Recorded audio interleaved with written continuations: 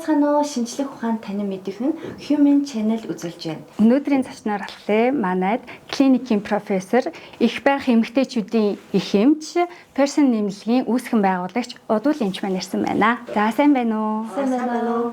За өнөөдрийн сэдвээр бол охтуудтай зориулсан маш гоё үнэтэй зөвлөгөөнүүдийг өгөх бах гэж бодож байна. Ерөнхийдөө бол одоо охтууд маань өсөлт боожлон ингээ явагдах энэ хугацаанд энэ одоо үйл явцыг яаж давах уу, яаж ариун цэврээ сахих уу, энэ бүгдээс юу нэхлэе гэж бодоод байна.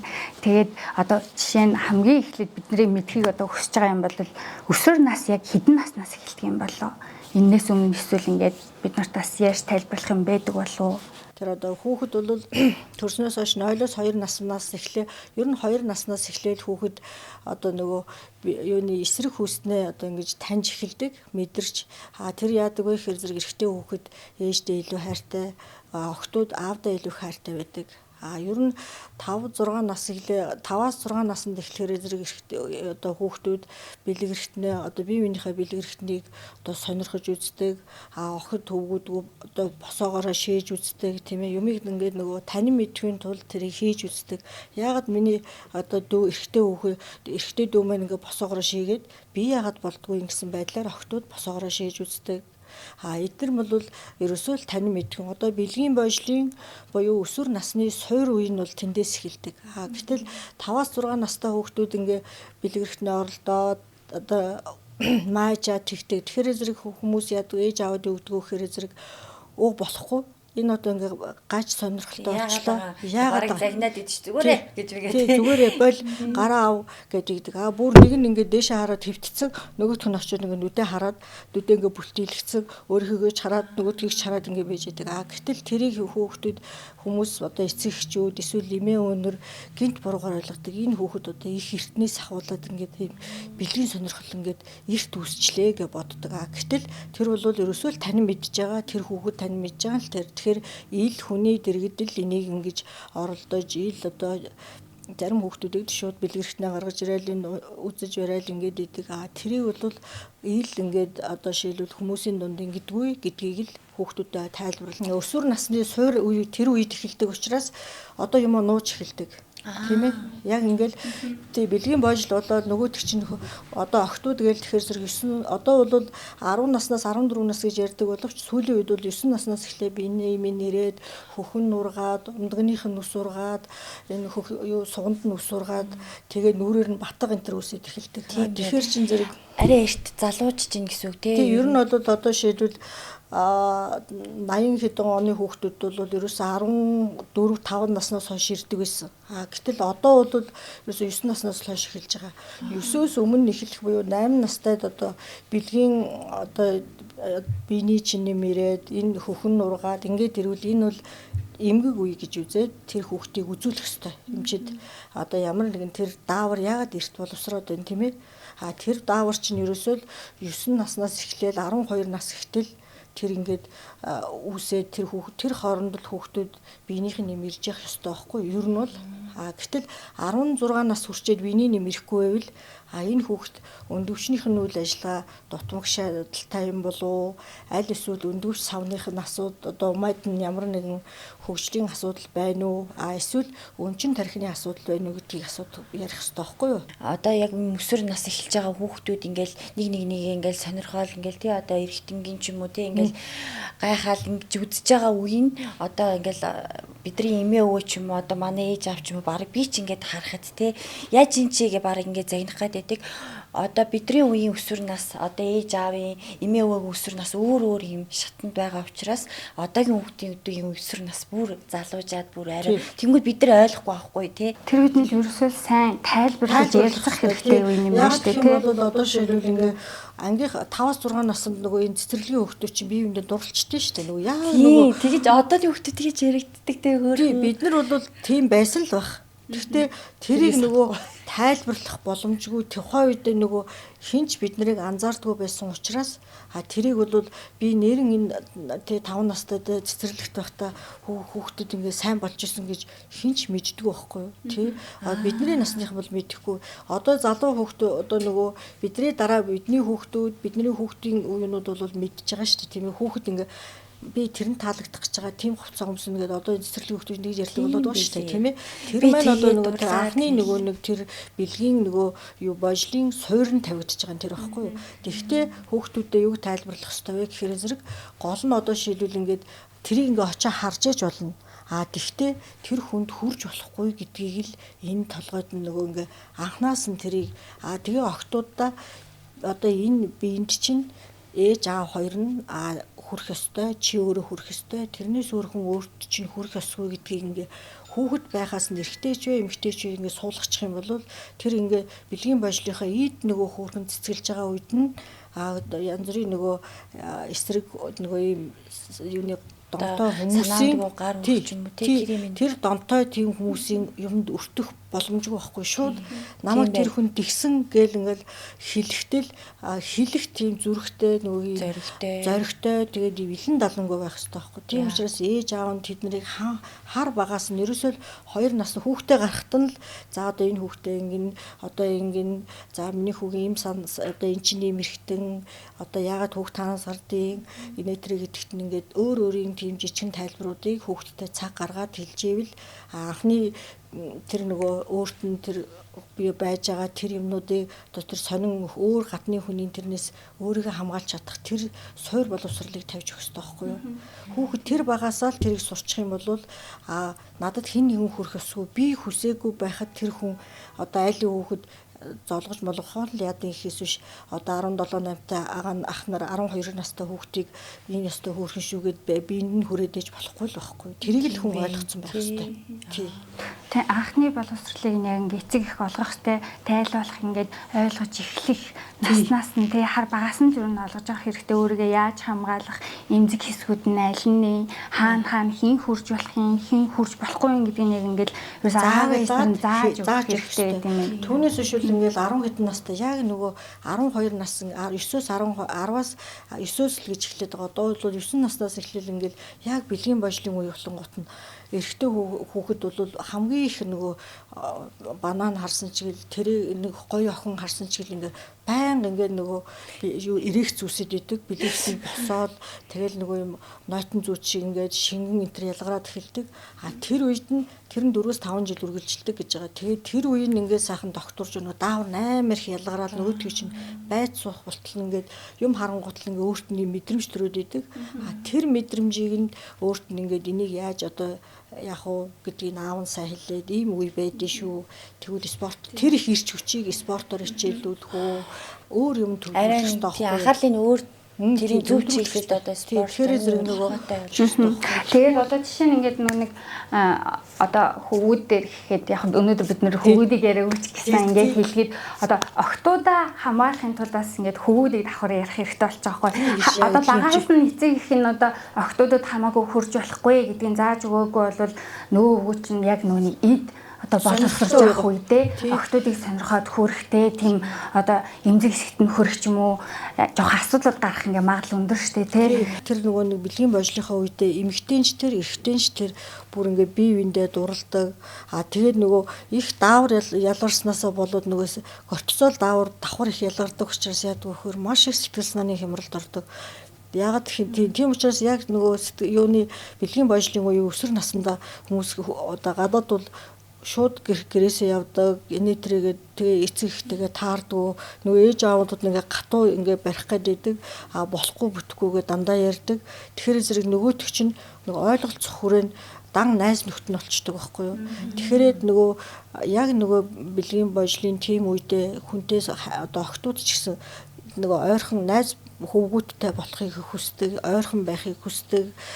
Тийм болохоор зэрэг тэр үедээ болохоор гэрээсээ явах эсвэл нөгөө тэрийг нь одоо хитрхи одоо ингээд нөгөө ойлгуулж ярихгүй бол эхнээсээ нөгөө ээж надад тэр таалагдж байна гэх юм бол тэр хүүхдийн тухай ярилцаад 5 наснаас нь эхэлж ярих хэрэгтэй гэж байгаа байхгүй юу.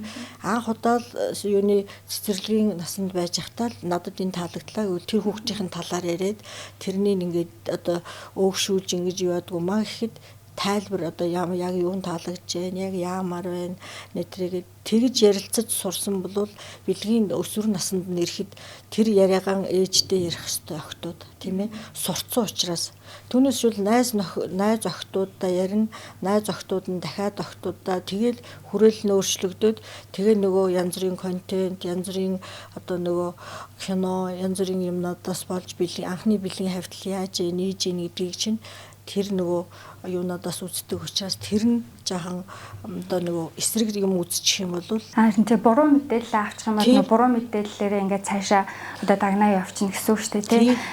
Тэгэхээр ингээд одоо нөгөө юм цаав цагаан цаас шиг юм дээгүүр одоо орцсон цасан дээгүүр гутлаараа явах юм шиг учраас ээж аауд одоо эднэрт маш сайн анхаарах хэрэгтэй байхгүй юу? Тий одоо өсвөр насны хүүхдүүд маань ч гэсэн ингээд аав ээжтэйгээ гайгүй ойлголцдог бол угаасаа тий ер нь ингээд нэг барагцаа байгаа шүү дээ манай ээж наваа нэг ойлгочиндоо ойлгочиндоо гэж боддог бол энэ талаараа ингээд бас өөртөө санаачлаг гаргаад ингээд ярилцвал те тэгэх юм бол эцэг одоо үеийн эцэг хүү ч юм бас харьцангуй бид нар чинь илүү нээлттэй болсон ойлгодог болсон шүү дээ ялангуяа жишээ нь ингээд бид хоёр хоёулаа ээж бид хоёрын одоо хүүхдүүд хоёулаа л яг ингээд өсвөр нас руу орж байгаа байхгүй юу тэгэнгүүт ингээд бидний үеэр бодоход бид нар ингээ хүүхдүүд аягүй сайн ойлголцож ингээ ярилцахаар үеийн эцэг ихэд ингээ гараад ирсэн гэж би бодоод байгаа байхгүй юу. Хоёул яг ингээ найз үуч шиг яваад байгаа байхгүй бид хоёр ингээ хүүхдүүдтэйгээ харилцаа. Тэгэхээр ер нь бол энэ их буруу биш те айл бол найз шиг зүг гарахгүй тийм. Тэгэл одоо жишээ нь өсвөр насн дээр одоо би те жишээ нь одоо ингээ ээжээсээ асуух юм гэхэл энийгээс чи асууханы цаанаа нэг жоох хичмээр байсан шүү дээ. Чиний тэр үед юм нээлттэй болсон байгаа ч гэсэн нэг л ингээд асуужвал загнуулж хоолуулж хийх юм уу? Тийм мэдрэмж бол байдаг байсан надад л. Манай подкастыг ингээд би болохоор өсвөр насны хүүхдүүдтэй ээж аавууд байвал те бас хүүхдүүдэд үзүүлээрэ гэж одоо уриалмаар байна. Бас өсвөр насны хүүхдүүд үзчихвэл одоо та нар эцэг эхтэйгээ бас ингээ ярилцаасаа гэж амар хүсэж байна. Ойлгох хэмжээний гэж бодож ивэл те. Тэгээд хэрэг одоо ойлгохгүй гэж бодож ивэл ингээд юу яаж болно шүү дээ бас ингээ эмчнэртэй те очиод ингээд холбогдоод манай одоо эмч маань бол ингээ аюу гоё уулзаад яриад ингээ өсвөр насны охтуудад бол би зөвлөгөө өгч чадна гэж бас бодож байна. Өсвөр насны хүүхдүүд маань яагаад нүрээр амар их батг гардаг вэ гэхээр тэр дааврын өөрчлөлт байхгүй юу? Яагаад гэх юм бол зөв зүгээр одоо шилбэл ингээд 9 нас хүртэл ингээд ажиллаж байгаагүй гарч байгаагүй даавар шинээр өндөвчнөөс нь ялгараад эхэлж байгаа байхгүй юу? Тэр даавар маань яадаг вэ гэхээр ингээд батгшуулдаг арсны нөгөө батгшилт нь юунаас үүсдэг вэ гэхээр арсны нөхөө тосны булчирхайг маш их эрчимтэй ингээд хөгжүүлдэг. Тэгэхээр зэрэг яадаг вэ гэхээр тосны булчирхаанууд маань ингээд нөхөнд дүүрээд тэгээд тэр нь нөгөө бактери орж үржээд тэгээ улаагаад тэгээд нэг ингээд яачаад нөгөөтгөө дутуушхаад тэгэл нүрээрээ дөрөн улаан батгатай болчдөг. Тэгээд тэрийгээ болохоор зэрэг эхлээд бол тэр чинь нөгөө арьсаа цэвэрлэн гэдэг чинь хамгийн чухал. Одоо жишээлбэл охтын ариун цэвэр гэдэг дээр 7 хоногт одоо яг өсвөр насндаа хөвгүүч тэр нойтон зүүдэлдэг. Тэгээ сууг цавнаас нь маш их хэмжээний хөлсний булчирхай үнэр ялгардаг. Тийм учраас 7 хоногт одоо 1-2 өнжөөл усанд ороод тэрийг нөгөө юм зөөлөн юм арьсан зориулсан савн гаргах хэрэгтэй байхгүй юу? Түүнээс үсний шампуноор арьсаа угаагаад байвал уламж очроод наад нөхөн ингээ битүүрчүүл цаана тэр тосны булчирхай наашаа ингээ ялгаруулад тэр их ялгаруулад байгаа юм чинь өөрөөс нь дотроос нь тэр даавар нь ялгараад байгаа учраас тэрийг зогсоох боломжгүй байхгүй юу. Тэгэхээр тэр арьсны нөхөл онгорхой байх хэрэгтэй. Тэгэхээр нэг одоо зөөлөн савн гэдээ та хэлж штэ. Тэнгүүд одоо ингээд нөгөө эмэгтэйчүүдийн савн энэ гэл аюу их тийм савнгууд гарсан штэ. Тэдрийг ер нь хэрэглэх нь охтууд маань хэр зохимжтой гэдэг. Эсвэл зүгээр ингээд гадуур байдаг бүр эко савнгууд хэрэглүүл зүгээр ээ юм уу? Одоо арьсны pH-тэй савн гэдэг чинь арьсных, бэлгэрхтнийх, үснийх эдгээр чинь тусдаа pH нөр واخгүй юу? Тэгэхээр одоо шил үсний шампунаар энэ бэлгэрхтний юм уу энэ арьсны энийг ингээ уучих юм бол энэ нөхөн ингээ битүүрээд тэгээд цаад нөгөө булчирхайгаас нь ингээ өдөр болгон наашаа ингээд гарч явах юм битүүрчүүл тэндээ буглаад том овойсон батах юунууд үүсчихдээ байхгүй. Тэгэл тэрэн дотор нь ингээ сайхан юм үүссэн байгаа юм чин дээр нь бактери үржээл тэгэл хатыг батаг болчдөг. октод чинь нөгөө нэг бас нөгөө бэлэг эрхтний угаана гэж байгаа шүү дээ. Бэлэг эрхтний савн байлаа ч гэсэн бэлэг эрхтэн ч одоо шийдвэл ингээд охин хальс гэдэг нь хүмүүс юу гэж ойлгодог вэ гэхээр зэрэг энэ шиг юм нөгөө чихний хингэргэн хальс шиг пилонк гэж ойлгодог байхгүй юу? Тэр хизээш тийм биш. Хэрвээ пилонк байсан бол биений юм гарах нүх байхгүй байхгүй юу? Тэгэхээр ер нь л яг ингээд сарнаа байгаа шүү дээ. Сарнаа чи ингээд хомигдсон сарнаа шиг л байхгүй юу. Тэгээд нөгөө охин хальсны чинь нүхийг саран хэлбэртэй, цэцгэн хэлбэртэй гэд тэндээ юм нүхтэй. Тэр рүү бэлэг эрхтэн орж иж тэр одоо хитрхи их одоо их сунамтай зөөлөн тийм байвал анхны бэлгийн хавтлаар цус гарахгүй байж болно. Тийм учраас тэрнийг бол одоо анхны бэлгийн хавталтаар заавал цус гарч ийн гэж хүн ойлгож болохгүй байхгүй юу. Тэгэхээр ийм онгорхой тэгээд тэрнээс нь нөгөө савнаас ингээ гарч байгаа биений юм чинь тэр нөхөрөө ингэж гарах хэрэгтэй байхгүй юу. Гэтэл савнгаар ингээд тэрийг ингээд одоо вирусо баг брэнд болгон савнтай. Брэнд болгон эмэгтэйчүүдийн савнтай шүү дээ. Тэр ерөөсө бүх нэртэй брэнд болгон савнтай байхгүй юу. Гэтэл савн яаж угаадаг вэ? Гараа хамгийн сайнаар угааж агаад тэгээд савнгаа зүгээр л тэр нөгөө нэг угаасан тэр гар дээр байгаа юугаараа л илэх ёстой болохоос биш. Тий. Тэрнээс биш бол тэрийг савндаж угаадаг байхгүй. Тэр чинь хичнээн нөгөө бид нар нүдэн ханаад нүрээ угаахад нүд рүү савн орчдогтой адилхан тэр чинь тодорхой хэмжээний нүхтэй учраас тийшээ орчих юм бол тэрэн дотор байдаг нөгөө сүн хүчлийн бактериуд гэдэг имийг устгачих юм бол тэр хүнээс цагаан юм гараад гэдэг болчдөг байхгүй юу? Тэнцвэргүй байдал. Тэнцвэрийг алдагдуулчих. Тий. Тэгэхээр манайхаа одоо дээрэс нь бас нэг юмтай болсон. Яагаад гэх юм бол пробиотик гэдэг юмтай болсон. Пребиотик, пробиотик гэдэг нөгөө утрээний ашигтай бактери гэдэг нэг юмтай болсон. Тэр болохоор зэрэг яадаг вэ? Айгуу олон цэлсэн шүү дээ. Баахан. Тий. Одоо зарим одоо юуны хүнүүд нь пребиотика хэрэглээд одоо урдчлаад нөгөө нэг ашигтай бактерийн өмнөхийг хэрэглээд тэгээ дараа нь пробиотика хэрэглэдэг гэдэг байхгүй. Гэтэл тэр маань ингээд байнга ингээд нөгөө ашигтай бактери хэрэглээд ахаар өөрийнх нь нөгөө хүн чинь өөрөөсөө тэр үтрээ чинь дээдрлээний сахванцар гэдэг сахванцартай. Тэр сахванцар нь өөрөө сүн хүчлээ ялгаруулад өтрээ маань хүчлэг орчинтой байж идэг байхгүй юу? Охтууд бол биений юмны одоо юунда ихний шүлтлэг байдаг. Тийм учраас охтуудын бэлэг эрхтнийг содор ваагаад байдаг байхгүй юу? Сод чинь шүлтэй байхгүй юу? Тийм. Гэтэл 15-аас дээш насны охтуудын эмэгтэй хүн одоо өсвөр насны хожуу үедээ савнга тэр содор ваагаад байвал тэр чинь хөтрээнийх нь хүчлэг орчин болиулаад тэгээс саармжуулчаар тэнд өөр бактери үрчих боломжтой болчих واخгүй юу. Тэгэхээр одоо нөгөө угааж байгаа савнгууд маань ч гэсэн насаараа ер нь байх ёстой гэсэн үг шүү дээ. Тэгээс гадна яг энэ дээр бол тэгээ ер нь бол савн ер нь хөрөхгүй. Энэ цавны хэсэг тэгээд тэр нөгөө өтгөн гаргадаг хошингоны тэр хэсгийг бол савндаж угаах дандаа урдаас нь хошино. Тийм хамгийн бүр ингээд бүр нэгдүгээрт өгөх зөвлөгөө бол урдаас нь хойшин тий. Цорын галз юм тий. Угаасан ч тий. Шүршүүрийн усаар зайлсан ч урдаас нь хойшин байхгүй юу? Тийм тий. Тэгэхгүй бол баас яагаад тэгдэг вэхээр баас боловсруулдаг ишэрхий коли энтерокок энэ чинь бол баасан дотроо бол тэр баасыг бүдүүн гидсэндээ боловсруулдаг номер 1 тэндээ ашигтай бактери. Тэр усны урсгалаар өтрээний нэг охин хальсны завсраар явал орчвол өтрээ чинь үнхий өнөртэй ногоо юм гоож аслахаа шар юм гоож аслахаа шүү дээ байхгүй юу?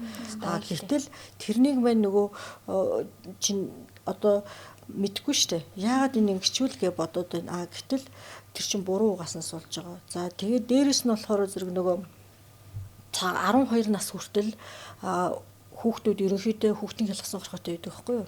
Цагаан хорхой хялгсан хорхой чинь шөндөө 2 м явдаг гэж байгаа байхгүй юу?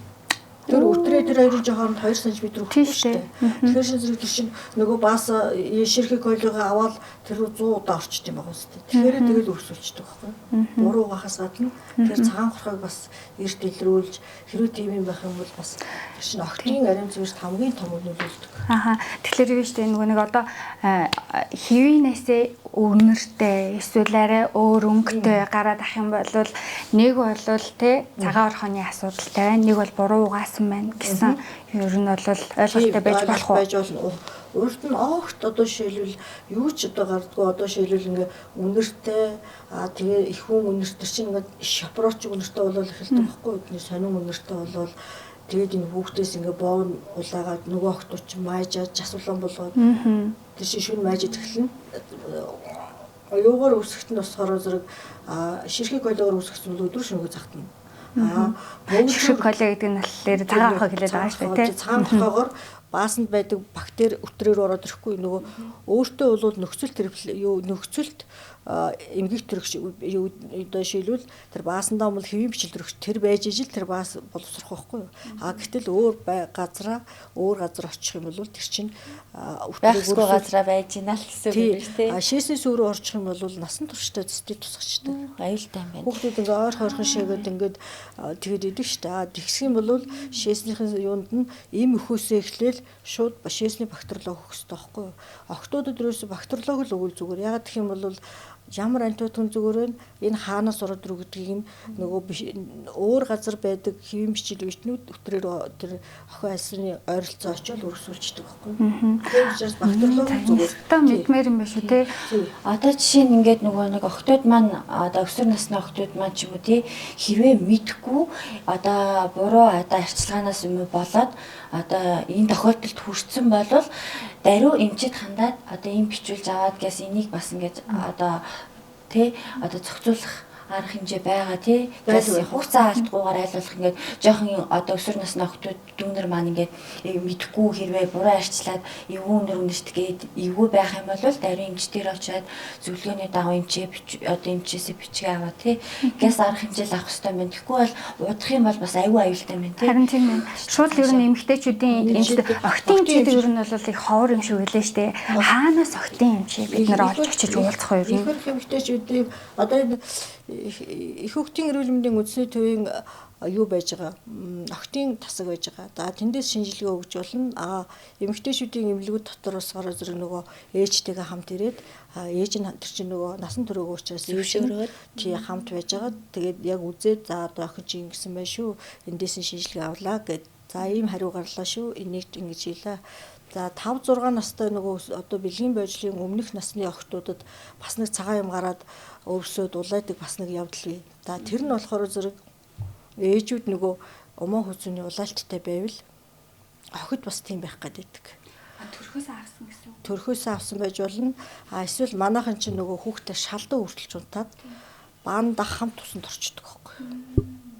Тэр зөвхөн Монгол улсад л байдаг гэсэн. Тэгээд охтууд ээжтэйгээ шүршүрт орчие гэдэг. Шүршүрт гэдэг нь тэр байхгүй юу? Яагаад шүршүрийг зүгээр усанд ор гэж хэлэхгүй шүршүр гэдэг чинь баанда хамт усанд ороод ирэхгүй л гэсэн үг. Тэгээд жоохон охтуудыг одоо шилбэл ингээ оюутан охтуудтай эгчтэй юм уу хөдөө гадаанаас ирсэн хүмүүсийн үүртэй унтлагын говцсгүй заавал эртүүзэн ийм урт хувцастай хүүхдийг унтуулах хэрэгтэй байхгүй юу. Тэгэхгүй бол хамт унтж байгаа одоо найзынхаа хоёр найз охин хүүхдээ зэрэгцүүлээд шалдуу унтуулчих юм бол нөгөөх нь цагаан хорхотой бол халтчих шүү дээ. Тэ? Тэгэхээр зэрэг ерөөсө охид бол ерөөсө бэтүү өмдтэй цамцтай л өөрийнхөө тэгээ өөрийн гэсэн тэр нөгөө орд дэвсгэртэй айлд явуулаа өвөө дээр нь очиж нүгэл тэрийн майл гэж өгүүлээд тэгээ явуулах хэрэгтэй байхгүй юу. Гэтэ энийг манайхан айгүй мэдээд ингээд мэдээч юм шиг боловч яг амьдралдаа хэрэгжүүлдэг юм даа хамаатныхын хэлж хар хөнгөө байна нэг харчаараа гэлэг оюутан холоос ирсэн дүү охин дөл нөгөөх нь тэгэл унтуулах чинь ингээл твэрж мэдхгүй. Тэгэл ер нь бол ийм асуудлууд айгүй үүсэх. Тэгэхээр нөгөө охин маань найз залуутай тэгээд өтрийн өрөвсөлтэй байвал бас нөгөөдгийг чинь шалдуу үргэлж унтаад тэгээ баанд хамт усанд орчвол тэр болохгүй л байхгүй. Нөгөө охиноос нь дараа нь юм гараад ундаг. Энэ яхаар ингээл ээж нь өдөр болгоо угаагаал тос түрхээд идэг зүгээр болдгоо. Гэтэл шалтгаан нь өөр өвсөл ороод ирсэн байвал тэрийг оролдоогүй хэрнээ тийм юм зөндөө байдаг байхгүй. Айгүй аюултай. Бас анзаармаар зэрэг нөгөө охтууд тэрийг маш сайн анзаарах хэрэгтэй. Хөвгүүдийг бол яг нөгөө бэлгэрхт нь шамарч гэнэ үү, шамраагүй байна уу гэдгийг сайн хараад тэгээ хөвгүүдээ бид нар ч ингээ хайчдаг штэ. Тийм ээ. Ер нь яг ингээл 12 нас хүрээл ирэхээр зэрэг хөвгүүдэд их анхаарах хэрэгтэй. Яагаад гэх юм бол одоо нөгөө нэг юм бэлгийн гаж донтой хүмүүс юм уу? Эсвэл одоо би одоо нэг юм юутай юу гэдэг нөгөө нэг эрэгтэй хүнийг сонирхдаг байсан бол 12-аас 15 настайд нь л тэр хүүхдийг тийм болгодог байхгүй юу?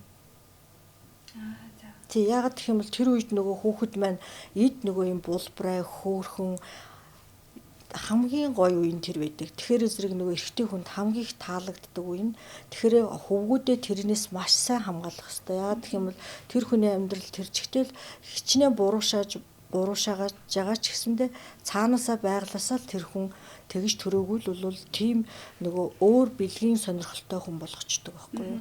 Нэг удаа анхны асуудал тийм болчих юм бол тэр хүүхэд дахиад эмэгтэй хүн сонирхгүй байж болно. Тэгсэн чи ерөөсөө ингээд эцэг эхчүүдийн миний бодлоор ингээ хамгийн хөвгүүдээ хайдаг үе нь яг 12-оос хойш тий. Яагаад тэгэхээр тэд нар ч арай ингээд нэг тогтолж яваад тий. Одоо эдгээр бие дагаа сурцсан бие даа гэж тэгдэг штэ. Тийм тэгэхээр ингээ илүү их сэтгэлдээ болон тий. Одоо яг энэ бэлгийн чиг хандлага дээр ингээ сайн анзаараад ярилцах хэрэгтэй үе юм байна штэ. Ер нь бол нэг юм чиний биед хэн хүрсэн гэдгийг чинь тэр 4-5 настай нухаа орсон үед нь л хэлчих юм бол тэр хүн ичхгүйгээр ямар нэгэн тохиолдол болоход хэлэх ёстой байхгүй юу? Тэгээд тэрнээс нөгөө тэгээд ерөөсөө хүн өөр хүн би хүрж болохгүй гэдгийг л эндээ ойлгуулах хэрэгтэй. Тэгэхээр одоо ингээд бидний ирээний хамгийн суур хэрэгтэй мэдээлэл бол багт нь л ерөөсөө бүх юмыг сайхан одоо мэдээллийн эцэг их ингээд хүүхдэд өгч хэрэгтэй юм байна тий. Тэгэх юм бол олон асуудлаас ингээд бид нар хүүхдэдээ хамгаалж болох юм байна. Тэгээ сургуулийн наснд яг өсвөр насны сургуулийн нас болоо өдрөн. Тэгэхээр зэрэг нөгөө эмчнэр сургуулийн эмчнэр эрүүл мэндийн багш нар ингээд ороод юм ярихаар зэрэг хүүхдүүд ойлгосон ч тэрийг нөгөө юм хүнд одоо ингээ яг тэр хичээл математик амьдрал гэж хүлээж авахгүй байхгүй тэрийг нөгөө юм тоглоом шоглоомор өнгөрөөдөг байхгүй. Зарим нь бол ойлгоо дотроо нөгөө тэр 40 хүүхдийн чинь 10 хэдэн юу одоо 50% нь ойлгочоод 50% нь бол амьдралдаа анхудаа сонсчод өчөөс нөгөө тэр үе чинь нөгөө ичих нөгөө дааврын юунасаа болоод нөгөө уйлдаг, дуулдаг, ичдэг, хүнд юмаа хэлэхээс хизээч нөгөө юм хилнэ гэсэн ичээд идэг байхгүй. Тэгээд тийм учраас тэрнээс санаан зовоод хизээч тэрийг ярихгүй. Тийм учраас хөвгүүдтэй ингээд юуны 10 жилийн сургалтанд ингээ очиод юм ярихаар охтын тусдаа хөвгүүдийн тусдаа ярьдаг байхгүй юу. Тэгэхгүй бол охтууд ингээ шоглоод тэгдэг гэж штэ гэд ингээд нөгөө юм өмүүлэх байдлаар цаанаа бол тэр хүн тэрэндээ нөгөө юм эмзэгийг өөрийнх нь эмзэг асуудал боловч тэрийг нөгөө ингээд ичих байдлаар гаргахтаа сахилгагүйтэй жаргадаг байхгүй юу. Тэг хүүхдүүд чи янз янз тэгэхээр нөгөө гэр бүлийн хүмүүжил нь шал өөр байгаа. Тэгтээ ямар ч одоо юутай байсан нэгэн л хүүхд гаргацсан юм чинь анханаас нь ингээд суурийн тавиад өгчих юм бол 20 хэдэн насна одоо ингээд хизээ хүүхдээ гаргах уу, хизээ найзтай болох уу, хэдийн хугацаанд бид нар хүнтэй одоо найзалж болох уу. За одоо энэ хүн миний нөхөр мөн эхнэр мөн гэж тооцох тэр насыг чи нөгөө энэ боловсруулаас л авах хэрэгтэй байхгүй юу. Бүр 30 20 30 40 хүрээд ингээд ихцэн хойно чи жирэмсэн болчлоо оюутан байхдаа ээжүүд нь ерөөсөө чи сургууль төгслөө өстой яаж болохгүй шүү хүнтэй найзалж болохгүй яг сайхан ингээд чи ихнээсээ хайртай байж хахад 17 8-тай хайртайгаа учирчдаг гэтэл тэрийг нь зохицуулж агаад тэрийг удаа өргөлжлүүлээд 20 гараад ирэхээр нь хүүхд гарах боломжтой үед нь өөрсдийнх нь сэтгэл санаа бэлтгэлтэй байх хэрэгтэй байхгүй. Түүнээс ээж аав тэрэнд ингээд мянга ингээд асуудал үүсгэж болохгүй. Одоо ингээд манайхны нэг одоо миний насныхан миний нас доошныхын насныхан хүүхдээ 18 хөрөнгөтл одоо энэ найз залуутай болцсон. Энд спираль тавиулна гэлгээр идэрдэг байхгүй юу?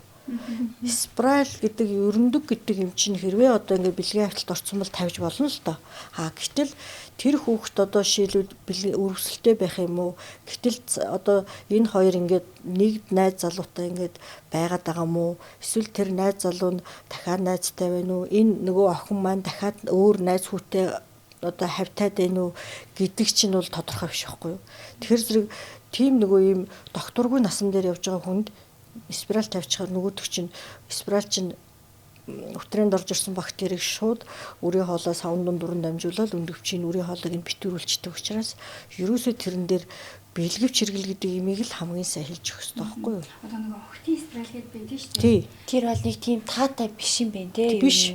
Ягаад гэх юм бол одоо нөгөө юм одоо үе чинь бол одоо нөгөө өөр үе байгаад байгаа байхгүй юу? Одоо нөгөө ингээд хүмүүс чинь чөлөөтэй ингээд найз нөхдөдөө ингээд сонгодог болсон, бэлгийн хавьталд орчдөг болсон учраас тэрий чинь заавал бэлгэвчил хэрэглэнэ гэсэн ойлголт. Анхны бэлгийн хавьтлаар анхны бэлгийн автлаар одоо 10 хэд биений юм ирж байгаа хүүхэд бол эмэгтэй хүүхэд бол ерөөсөө 9 настай байсан ч гэсэн биений юм иржсэн л бол тэгэл өндгийс ялгараад жирэмсэн болох байхгүй юу. Тэр үс бэлгэвч тэр аймаар эрт янз бүрийн орхон тэр эмэгтэй охидууд маш буруу боловч тохиолдлоор одоо янз бүрийн тэр нөгөө буруу юунаас насанд хүрсэн хүмүүсийн жоох хүүхдүүдийг ингээ оролдоод ингээ жирэмсэн болгочдөг байхгүй юу. Тэгэх юм бол тэр ерөөсөө л хүүхэд 9 настай байсан ч гэсэн биений лимэрсэн мэтэл жирэмсэн болчих байхгүй юу. Одоо хэрэг сарын тэмдэг ирээгүй нөхцөл жирэмсэн болох мал ер нь байх уу? Байхгүй ерөөсөө ч байхгүй. Тэгэхээр 9 наснаас урагшилвал харьцангуй нөгөө нэг жирэмсэлт нь бага хэрнээ хөдөө орнуудыг одоо жишээлбэл ингээл ийм төгжигдмэл эсвэл алслагдмал эсвэл ингээд юутай ямар нэгэн амьдралын ийм өөр асуудалтай хүүхдээ энэ тэнд орхичдаг ийм тохиолдлуудад одоо энэ юунд бол тэр 9 наснаас дотогш юуны янз бүрийн асуудал зөндөл байгаа л да энэ юуныхын сайн мэдчил байгаа бах тий. Бид нар чинь тэрийг нөх ингээд нөгөө нийтэд нийгмийн шилжээнд тавьдаг л болохоос биш хүүхдээ ерөөсөө ингээ 20 нас хүрээд хүнтэй суудлын ер нь ингээд нүднийхээ цэцгийн мэтэл харж явах эрэгтэй эмэгтэй хинч байсан. Тий. Тэгэхгүй бол ерөөсөө л асуудал үүсчихнэ. Тий. Эрэгтэй хүүхэд 12 настай ингээд байж байгаа. Одоо анхны бэлгийн автлаа найз 12 настай хүүхэдтэй бэлгийн автлалд орчих юм бол тэгэл нөгөөх нь биений юм ирсэн бол тэгэл жирэмсэн болчих واخгүй юу. Тийм тохиолдлууд зөндөө байдаг байхгүй 14 5-тай хойлоо юу тэгээ хойлоо анхных байдаг гэтэл бэлгэвчгүй тавьчихсан тэгэл жирэмсэн болчдөг. Одоо тэгээ 14 5 настай хүний чинь яах ёстой юм тийм ээ хойлоороо бол аюултай тий.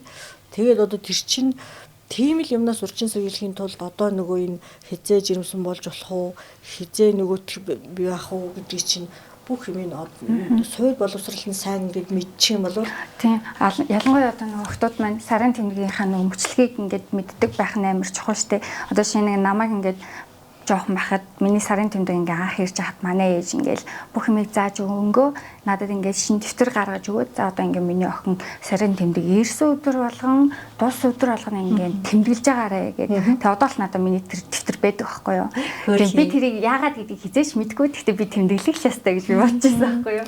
Тэр бүр айгүй ингээ надад одоо болтол би ингээ те 30 гарцсан байхад би одоо л тэрийг ингээ дөрвөлүүлж хийсээр байдаг.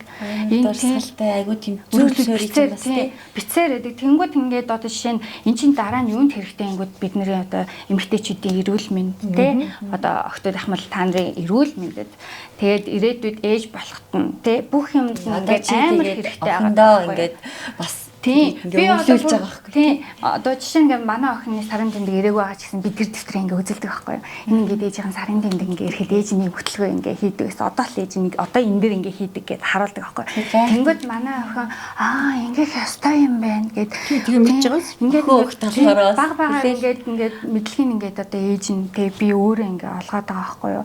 Гэтэл ингээ над шиг бас ингэж ярьдаг ээж те ингэж зөвлөдөг ээж бас байдгүй ч юм бэ те. Эсвэл ингээ амьдэрдэг тий. Ингээд олон янзын шалтгаанаар ингээд мэдгүй байх тохиолдол байгаа тий. За тэгээд тэнгүүд сарын тэмдгэн дээр охтуудын юм олон асуудал гарч ирдэг. За ингээ анх ирлээ. Анх ирэхдээ амар олон хоног ирдэг. Эсвэл хэдхэн хоног ирдэг. Эсвэл ингээд 3 сард ирчээд бүр 7 8 сард ирдэг ч юм уу тий. Эсвэл сар 2 удаа ирдэг. Энэ яг яагаад ийм асуудал болд юм бэ? Энэ нөгөө нэг гипоталамус, гипофиз, өндөвчний энэ эргэх холбоо маань эхлээд нөгөө нэг тэр чинь нөгөө анх удаа үсэж байгаа учраас тогтворчдгүй байхгүй. Даавар хитрхийх ялгархаараа зэрэг сард хэдэн удаа ялгараад хэдэн удаа нөгөө их хэмжээний даавар ялгарчаараа эндээс ялгарчвал тэгэл зарим охтууд чинь нөгөө охтын тусалтал гэж бий болдог байхгүй юу. Танай ээж тэрнээс урчин сэргийлээд энэ хүүхдийн чинь биений юм одоо ингээл ирснээс цагаасаа хойш ингээд 1 2 сар 3 4 сар болоод ирдэг байсан ч гэсэн жилийн дотор тогтмолчих хэвээр. Сар болгон ирэх хэвээр. Доктортой болох хэвээр. Хамгийн холын хугацаанд жил байхгүй юу? За жилээс дээш хугацаагаар ингээ хүмүүс заримдаа дийдэг байхгүй юу? Манай энэ охиных ерөөсөө жилд 1 2 удаа ирдэг гэдэг байхгүй юу? Гэтэл тэх юм бол тэр хүүхэд ийм байх юм бол тэрний одоо нөгөө нөхөн үрчхийн одоо тэр юу ямар байна вэ? Тэрийг одоо шилбэл тэр юун дээр нь бис уу чин тархин дээр нь тэр даавар ялгардаг хэсэг дээр нь ямар нэгэн хавдар байна уу, уйлахай байна уу, Эсвэл тэрнийг ялгаруулдаг эсийн өөр юм байна уу гэдгийг хавдар байна уу? Эсвэл анханасаа энэ хүүхэд одоо нөгөө хүн харахад ив ирүүл хэрнээ ямар нэгэн байдлаар ээжийнхээ хөвлөд байж захта ямар нэгэн тэр тогтцсон тэрийн тогтолцоо маань нэг газараа өөрчлөлттэй байж болно шүү дээ. Тэрийг чинь л мэдэх гэж тэр нөгөө өдөр болгон ингээд сар болгон ингэж юу явах хэрэгтэй байхгүй юу? Нөгөө ирж гин үгүй юу? Хэдийн насандаа докторж юу? Хэдийн насандаа докторчихгүй юу? Гэтэл зарим хүүхдүүдийнх өндөвчний олон үеийнхаа чих хамшинж өндөвч нь байгаа, савн байгаа. Тэгсэрнэ өндөвчнөөс одоо өнчин тархинаас гардаг дааврынх нь хэмжээ бага. Тэгээд одоо жишээлбэл өнчин тархинаас гардаг тэр даавар чинь юу поликул юу одоо сэдээдэг, шарвын сэдээдэг, тэгээд андрагийн сэдээдэг ийм дааврууд байгаа шүү дээ. Гэтэл нөгөө хоёр нь бага андрагийн сэдээдэг нэх байх юм бол үс ихтэй, чээж томтой хүүхэд харахад тэгээд хөлн нарийнхан их үсрэхэг хөмсгнүүд нь одоо хөмсөг сайтай тийм охинд байгаад байдаг байхгүй. Гэтэл биенийх нь юм жилдээ 2-3 ирдэг. Тэгэх юм бол өндөвчний олон уулынхаа чих хамшинж гэж эрт онцлогдох юм бол тэрийг эрт засч болох байхгүй юу. Гэтэл 20 гарт дотроо үнэхээр докторж байгаа бол заавал эмнэлэгт хандаад хэрвээ ингээд энэ тэнд ирээд байх юм бол тэрийг сэдэж ирүүлэх ёстой байхгүй юу. Ирүүлэх ёстой. Ирүүлэхдээ одоо өнчин тархины хамгийн одоо нөгөө чухал эрхтэн чинь эмэгтэй хүний одоо бид нар өндөвч цавал гэдэг болохоос биш яг жинхэнэ юу нь бол энэ өнчин тархи байхгүй юу? Өнчин тархинаас чинь өнчин тархины урд дойлоос чинь хамаг нөгөө савыг чинь дэмждэг өндөвчийн шин дэмждэг юм гарч байгаа. Арын дойлоос нь болохоор зэрэг бамбаа булчирхаа, нойр булчирхаа, бөөрийн дэд булчирхаа үйл ажиллагааг дэмждэг дааврууд нь гардаг байхгүй юу? Өндөвчний өнчин тархины урд дойлоос гарч байгаа тэр даавруудын хэмжээ тэнд охтуудад одоо жишээлбэл Турк хэмээл дээр байдаг гэл нэг ийм хин жижигхэн булчирхайг л эрентэнд хараад эсвэл нөгөө юунд хараад энд нь булчирхай тийм байна. Тэнд нь 3 мм-ийн жижигхэн уулынхаа үүссэн байхад л тэр хүн биений имрэхгүй байхгүй юу? Тэгэхээр зэрэг тэрийг нөгөө эрт оншилж энэ хүүхдийг эрт одоо нөгөө тэгвэл бүр 20 гарцсан 30 одоо 25 6-аас хойш энэ хүнтэй сууснаас нь хойш нөгөөдөг чинь манай энэ юусе биений нэрдгүй. Тэг хүнтэй суусан чинь хүүхд гарахгүй. Биений имрэхгүй хүн чинь жирэмс болохгүй шүү дээ. Тий. Тэгэхээр дэрийг чинь нөгөө өсвөр наснд нь яг биений имэрхдэг тэр 10 наснаас 14 наснд наах ирээл тэгэл хэвэн болчих яг тэр хүүхэд 14-т ирсэн үү 9-т ирсэн үү тэр нь хамаагүй байхгүй юу. Тэгэх юм бол тэгтэл өөр 16 хүрчээд тахт биений нэмэрдүү 18 хичээд ганц 2 ирчээд байвал за энэ хүүхдэд өөр юм байж болох нэ тэрийг ингээ шалгуулъя гэх хэрэгтэй байхгүй. Тэг чин тэр үе чинь сургууль сур одоо их сургууль бэлдэн гэдэг амар ажил яриад тэгээд тэр чинь бас анзаарахгүй шүү дээ. Гэтэл тэрийг бас нэг зохицуулдаг одоо зарим охтууд эсрэгээр биенийх нь ингээ хасгараа зогсоождаг байхгүй юу. Одоо ингээ сар гоожулчаад 2 дахь сар дээр нөгөөдг нь цонхын юм хүрээд ирнэ. Гэхдээ яагаад ингэвэ эний чинь ингээд эхлээд нөгөөдг дааврын үзээд өнчин тархины дээр юм өндөр юм байхгүй байх юм бол нөгөөдг чинь даавраар тогтоно. Тэрний өндөвч одоо нөгөө тэр юугаа дийлэхгүй байна гэсэн үг байхгүй юу. Эсрэг хитрхи их одоо тархинаас ачаал авах, их шин орой унтах, их оюуны ачаал их явах. Ихэнхдээ л ер нь 12 1-ээс хойш унтдаг хүүхдүүд юм байдаг байхгүй юу. Амьдралынхаа хэмнэлээс бас хүний өөрийнх нь биений онцлогоос шалтгаалаад өөр л юм байна ер нь. Эмэгтэй хүний сарын тэмдэг хүүхдүүдийн маань ч гэсэн. Тэгэх юм бол нөгөөдгийг чинь бол нөгөө ер нь бол цус алдалт бол ихэнхдээ л ер нь тарих их ачаал авснаас одоо нөгөө амар өндөр юутай даалгавартай сургуулиуд байгаа шүү дээ. Шүнжингийн даалгавар иждэг. Тэгэхээр зэрэг нөгөө оюуны ачаа тэр чинь нөгөө хүүхдэл юм чинь тэр хүүхдийнхээ оюуны юунд л таарчил хийх ёстой. Гэтэл орой 8 цагт тарцсан хүүхдийг даалгавраа хийх гээд 12 хүртэл суучих юм л тэр чи өдөржингөө хичээл хийсэн юм чинь тэр оюуны юу чинь хүлээж авахгүй шүү дээ. Тэгээ нөгөө тархины тогтолцоо чинь тэрнийг алдагдуулж байгаа байхгүй. Тийм сэтгэл зүйн хувьд ч гэсэн биений юм алдагдах ирэхгүй байх бас нэг шалтгаан нь ер нь нойргүйдэх оюуны ачаал маш ихдэх хоёр тул юу яана. Одоо жишээл хүүхдээ ингээл өглөө 7 цагт тусгаж явуулаад өдөр 1 цагт хичээлэнд харахаар дараагийнх нь юм суулгасаар явуулгаад шөнө авчираад дахиад хийгээд байх юм бол тэр чинь ерөөсөө тархич ингээд нөгөө мэдрэлийн эсүүд хүртэл булчинтай байхгүй.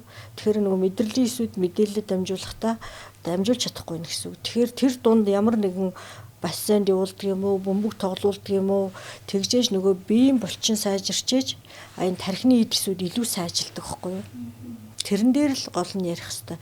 Одоо хүүхдүүдээ энэ 2 цагт энэ математик суучлаа гарч 2 3 цаг бөмбөг тоглолчлоо, дахиад нэг юм дусна, нэг юм жаахан суулгаад хөгжим тоглуулаад дахиад нэг явуулаад ингээд тэр өдрийг өнгөрөх хэрэгтэй байхгүй. Тэгэнгүүт тархины эсүүд амраад тэр хооронд булчин ажиллаад шүн нойр сайтай тэгээ маргааш өглөө босгоо шинэ хүн болж босч ирэх байхгүй.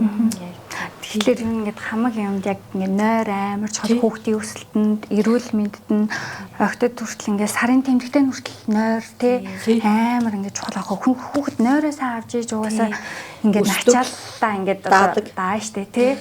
Одоо миний хувьд болохоор боддог байхгүй бас ганцхан миний хувьд биш өсвөр насны охтууд маань одоо нөгөө хамгийн их одоо санаа зовдөг юм шилжилтийн насн дээр арьс одоо үс одоо нөгөө гоо сайхан тал руу болоод шилжээд охтууд чинь цаанаа тийм ш. Тэгэнгүүт одоо бас их тунтах те ер нь нойроо сайн авах чинь бас ингээд өсвөр нас шилжилтийн наснаас ахуулаад эн чинь арьстай холбоотой болоод эхэлж ин гэж би ойлгож байгаа. Дээрээс нь одоо шилжилтийн насны өсвөр насны дүүнер маань охтууд маань одоо талын дараа ямар нэг юм голол та миний энэ дээр батг гарчиж би нэг юм байна гэх биш. Одоо тэр чинь зөвхөн тухайн шилжилтийн нас өсвөр наснд л чиний үргэлжилж байгаа юм. Тэрнээс хойш чи дахиад өөр хүн болно те гэдгийг л бас охтуудтай хэлэхгүй бол яг нэг батг гараал ганцхан охтууд ихгүй хөвгүүч гэсэн батг гараал энэ тент ингээл стресстэх тусам нөгөө тосны булчирхаж улам их кортизол нь бүр ихсэл андроген дээр нэмэл кортизол нэгсчдэг байхгүй. Тэгэл бетө батг гарна. Нөгөө тосны булчирхай чинь зүгээр ингээл үйлдвэрлэл ах нь шүү дээ. Тэгэл тэр үйлдвэрлээд байгаа нөхөн л онгорхой байх хэрэгтэй. Тэгэхээр зэрэг тэрнийг нөгөө ингээ маш сайн цэвэрлэн цэвэрлэхдээ гол нь одоо нөгөө дандаа хатаадаг ийм хуурайшуулдаг юм хэрэглээд тахаар нөгөө нөхийг битүүрүүлчихэд тэгэхээр өөрөөсөө тэрийг нөх битүүрүүлдэг юм савнгаар угаахгүй л байх хэрэгтэй. Маш сайн нөгөө ийм тосоор цэвэрлээ. Тэгээ нөхөн онгорхой усаар маш сайн цэвэрлээ. Эсвэл нөгөө бассейнд явуулаад эсвэл уур мууранд ингээд тэгжээ тэр нөхөн ингээд онгорхой байх юм бол тэр тосны булчирхай чи арчигдаал. Одоо охтын гоо сайхны бүтээгдэхүүнүүд хөөрхөн бас харьцангуй болсон тий. Яг гоё насанд нь одоо 12-аас 15 нас ч гэдэм айгүй хөөрхөн зөөлөн үнэртэй бүтцтэй тийм айгүй их болцсон байлээ. Ер нь бол тий. Охтууд дахиад нэг юм асуухад одоо нөгөө нэг юу сарын тэмдэг эмэгтэй одоо бүр ингээд том болсон эмэгтэй хүмүүсийн хэрэгт бид нар ингээд амар өвдөөл те эсвэл өлсөөл эсвэл нүүрэн дээр ингээд юм гараал ингээд байдгаар царай алддаг штэ. Энэ нь болохоор зөвхөн бид нар тохиолдод идэм үү эсвэл ингээд анх сарын тэмдэг ирж байгаа өсвөр насны жоохон охтуудаас ийм тохиолдох уу? Нүүрэн дээр юм яагаад гэх юм бол эстроген даавар чинь одоо хүний эхний биений ирсэн эхний 14 хоногт эстроген даавар ялгараал өндгийсээ үсгээл жирэмсэн болохгүй тэр хагараал тэрний суурин дээр шар бие уулынхаа үсэл дахиад 14-өөс 16 хоноод тэр хагарахаар биений юм ирнэ. Биений ирсэн тэр прогестерон даавраас эстроген даавар үүсэх тэр 24-өөс 48 цагийн хугацаанд андрогенээс тэр чинь нөгөө юуныхаа юунд биохимийнхаа бүтцээр өөр дааварч шилжээд тэгээд эстроген үүсдэг байхгүй юу? Тэр 24-өөс 48 цагийн хугацаа жаахан уртсах юм бол яг биений юм ирэхээр эргэн дээгүр юм гардаг. Эстроген даавар ерөнхийдөө нэлээ ихтэй жирэмслэх чадвар их өндөртэй байгаад идэг штэ. Зарим хүмүүс юм бол ер нь л их жирэмслэх чадвар цайтай байгаад байвал тэр хүн эстроген даавар чинь бас эсрэгээ бас батгшуулна. Ер нь даавар жаахан л яхаараа зэрэгэл автгашаад байдаг.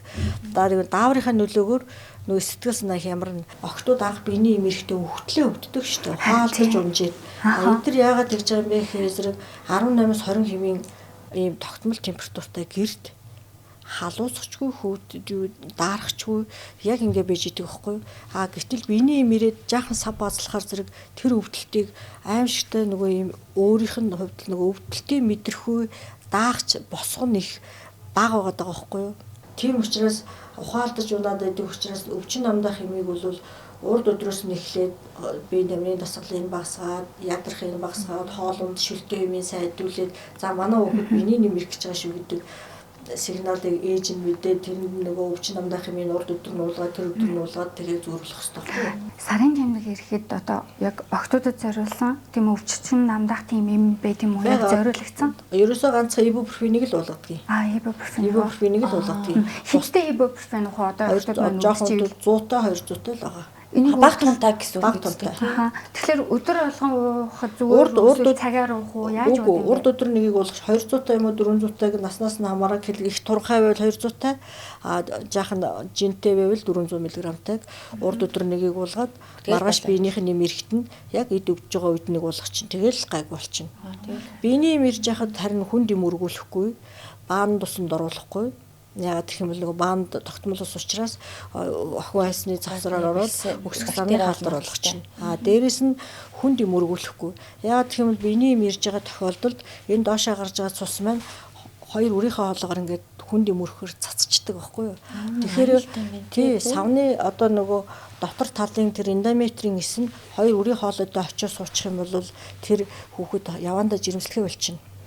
Өндөвчин дээр нь очиж суучих юм бол биений юм нь одоо юунаас бүр аимшигтэй хөвдөн. Ягаад гэх юм бол нөгөө тэнд энэ савны салстын эсвүүд чинь энэ өндөвчин дээр очиж суучхаараа зэрэг яадаг вэ гэхээр нөгөөтг чинь яг биений юм ирэхэр зэрэг яг тэр хэсэгт нь хуурч унах гэж байгаа юм шиг баслуулаад байдаг байхгүй юу. Тэгээ нөгөө өндөвч чинь хамгийн их мэдрэмжтэй хүн одоо жишээлбэл насан турсан эмэгтэй хүн чинь сав өрслөө гэхээр зэрэг умаа хүзүүнүүлээгээд дээшээ өгсөөд савны дотор л өргсөөд өөрийн хоолоогоороо яваад өндөвчин дээр очиод хамгийн сүүлийн өндөвчл тэгж цаврын өвдлөө гуйны дотор тал өвдлөө гэж мэдэрдэг болохоос наа тал нь бол тэгж өвдөд идэг хэрэгтэй биш байхгүй юу. Тэгэхээр мэддэхгүй. Гэхдээ эмэгтэйчүүдийн ер нь таг байлаа шүү дээ.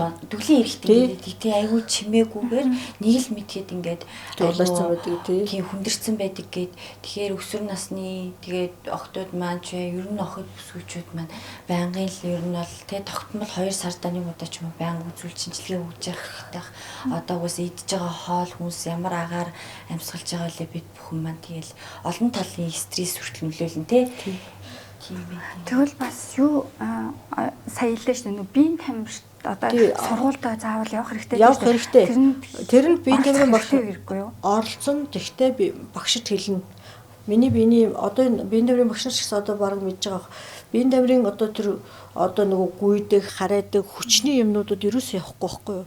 Яагаад гэх юм бол өөрийн хоолоогоор л юу цас цацчих юм бол тэр чинь эндометриоз гэдэг өөр нэртэй эндометрийн эс нь хэвийн үедээ савн дотроо байж гин яг нөгөө шулуун гисэнд байдаг шиг бактери шиг л байхгүй эндээ байж гин хүнд биений юм ирээд хүнд юм өргөөд юм уу эсвэл өсөр тэхрээд биеийн хүчний юм яхтал өөрийн хоолоогоор ингээд цацчихвал тэгдэг байхгүй. Тийм учраас хүүхдүүдэд болж өгвөл ер нь манайхан нөгөө юм бид нар чин дан байшин ингээд суурин иргэншилтэй болцсон учраас тэгдэг шүү дээ. Гадаа гарахаар хава жоохон гарахаар нар гарахаар шатч өгч гээл жоохон юу температур буурахаар осгож өгч гээл идэг чинь бидний нөгөө нэг тэсвэрлэх чадвар гэдэг юм маш багассан учраас манай хүүхдүүд одоо дандаа л ухаалдаж унтлан л хөвдөлт тийм мэдрэхүү тэгж их мэдэрдэг болчиход байгаа байхгүй юу? Тэгэхээр зэрэг төрөлтийн мэдрэхүүг өгөхөд бол тэднэрт одоо нөгөө одоо хүүхдэн охтууд чинь залуухан хүүхдүүд төрөхтэй дандаа нуусаар нөгөө өвдөлтийн мэдээ алдуултыг хийлэх сонирхол их өндөр байгаад байгаа нь тэр анханасаа тэр өвдөлтийг амар хүчтэй мэдрээд байгаа байхгүй юу? Тэгэхээр хүүхдүүдэд айл болохоор нөгөө юм чирэгжүүлж даа ус тий нөгөө дархлын системийн нэгтгэх юутай болгож ямар ч байсан нэг одоо шилбэл 500 м гүчгэд бахардаад унчхааргүй тийм ээ нэг 10 хасгаар градуст осгоод хатгаа авчихааргүй нэг 25 градуст шатаад наршчихмааргүй тийм болох хэрэгтэй байхгүй. Тэгэхээр спортоор хажуугаар сайн хичээх юм бол бид нар одоо энэ бүх одоо ачааллыг дааж чадах чадвартай болно. Тэгээд ижил сарын тэмдэг ирэхэд доктор маань өвдөөд байх нь багассан эсвэл бүр өвдөхөө болох нь шүү дээ тий. Тэр мэдрэх одоо ингээл гүйлээ гээл тэгэхэд дасгал хийлээ гээл тэгэхэд тэр хүүхэд тодорхой хэмжээний юу нөгөө төвчээр гарна шүү дээ. Энэ ингээд өвдөлтийг тэр нөгөө энэ булчингийн эний чинь чад нөгөө ингээд тасгалжуулагчнууд гэдэг чинь одоо 10 секунд тисчээ гэдэг байхгүй юу? 10 секундын тисэлт чинь л дараа нь 10 минут 10 юуны цагийн тисэлт болох байхгүй юу? Тэгэхээр тэр чадварыг хүүхэд эзэмшчих юм бол одоо хамгийн сайн болно. Тэгээд дээрэс нь нөгөө юм ингээл хүний дэвсвэрлэгч хүнд ганцхан амьдралдаа ганцхан юм сурах хэрэгтэй гэдэг дэвсвэрлэх чанартай. Тэгвэл нөгөө дэвсвэрлэх нь яг өөрийнхөө бие дээр байгаа юм л юм. Түүнээс биш хүн гадна одоо охин насанд хүн оролдоход дэвснэ гэсэн үг биш байхгүй юу? Тий. Тэрийг нөгөө юм заагтай ялгаатай ойлгохгүй л буруу ойлгох. Бүх юмыг дисээд байх биш. Биш. Алиг дисэхгүй, алиг дисэхгүй. Тэгэхээр өөрийгөө ингээд тасгалж үйл, биеийн тамирж үйл. Одоо ингээд хүмүүс ядаргаа болчлоо гэж тэгдэг байхгүй шүн нойр нүрхээ бичнэ. За яг нойр нүрхээ байчдаг гэхээр тархины ус агамж багасч чинь. Одоо энэ нөгөө бид нар чи их утаатай амьдарч байгаа шүү дээ. Тэгэхээр яхаа вөхөр зэрэг нэг башин сууж байгаа л машин суугаал дараагийн башинд ороо суучна. Тэгэхээр баашин тахаагаар маань тархинд хүчил төрөгчийг хангаж чадахгүй байхгүй юу? Тэгэхээр энэ хүн ухаалдаа унчаар бид нэр амаараа гэл CO2-оор амьс нүүрс төрөгчөөр амьсгалуулаад босгочдөг штэ. Тэр мань яаж юм хэрэг нүүрс төрөгч маань тархины эдисүүдийг сэрээдэг байхгүй юу? Тэгэхээр ийм утаатай тэгээд дээрээс нь нөгөө хүчил төрөгч багтаа орчинд байхаар бид нэр сэрэнгэл байхаас өргөв. Тэгэхээр сэрүүн байгаад тахаар чинь хүн маань амарч чаддгүй. Ерөөсөө хүний хамгийн гол юм бол ерөөсөө л тархины цус сайжирна. Тэрний юу гэхээр зэрэг одоо шилбэл миний жишээлбэл биений одоо тэр юуны насны хүүхэд эрт унтаа гэдэг байгаа чинь тархиа амраал гэдэг байхгүй юу? Тийм ээ. Шүн хүүхэд бол залуу учраас нам унтна. Бид нар одоо ингээл 50 гарчлаа миний хувьд бол гадаа явган цаг алхахгүй л бол байшингаас байшингийн хооронд алхахгүй л хутаатай байсан ч алхахгүй бол би гэрте ороод нойр хөрөхгүй байгаа. Жохон сэрвэлзээ идчих юм. Тийм шүн сэрээс алхахгүй. Манай миний насныхан бол одоо дээрээс нь цэвэршсэн. За тэгээд тархины цус агамж нь багассан. Дээрээс нь хөдөлгөөн багтай тэгээд ийм суурьшмал орчинд амьдардаг хүмүүс чи ерөөсөө л алхам биеийн тамирын дасгал хийн агаартал байна. 7 хоногт нэг удаа модны хажууд очиж 20 минут болчихвол хүрээдрүүл тархины цус агамж чинь 100% болно шүү дээ. Тэгэл тэр 7 хоногт сайн унтаад, сайн идээд тэгэх юм бол нөгөө энэ тархичин сайн байвал бүх зохицуулга тархинаас واخгүй юу.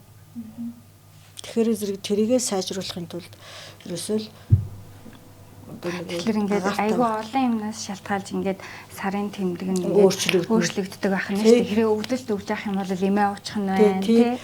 Тэгээд тэг зохицуулж бас болох юм байна тий. Болно. Ерөөсөө тэрийг ингээ өвдүүлээ чи дисээ гэхээр тэр хүүхд дисэхгүй байхгүй юу? Ягаад тэгэхээр тэрийг өвддөг том байдаг гэдэг байгаа байхгүй юу? Шүү дээ. Ер нь ингээл сарын тэмдэг ихээр тий ааш харин шин сонирн болоод эсвэл бол нуруу муруу эвгүй болоод тий. Ер нь бол хэцүү шүү дээ бас л. Тэгээд одоо нөгөө нэг охтын хөхн ургадаг штэ. Энэ болохоор сарын тэмдгээс өмнө ээж болд юм уу, дараа ээж болд юм уу, эсвэл зэрэг байд юм уу? Энэ нь одоо байж яг ямар үед явах юм бэ? Ер нь бол ихэнхдээ хөх эхлээл ургаад эхэлдэг байхгүй юу? За ер нь сарын тэмдэг ирэхээс өмнө ингээд эхний одоо мэдээ юм тий. Эхний шинж тэмдэг илрээл тэгээд суунд ингээд үссэн гэж ургаад чархаад очиж байгаа юм шиг амар хүндүртэйсэн л санагдаж шүү дээ. Одоо би өсвөр наснда ингээл амар хүндүртэй бүр ингээд одоо бараг нэг сарын тэмдэг ирээд өвдөх одоо бараг санахгүй байна нэг жоохон байсан болохоор одоо яг хамгийн тод санаж байгаа юм айгүй хөвгөөтэй нэлж би сакс тоглодог. Тэгэл гадаа тоглож байхад л санаанд нэг багийнхан маа гэж үгүй нөгөө бөвгөөрөө фэйс рүүгээ цохолгодог дуу гарахгүй гिचм амар өвдөд.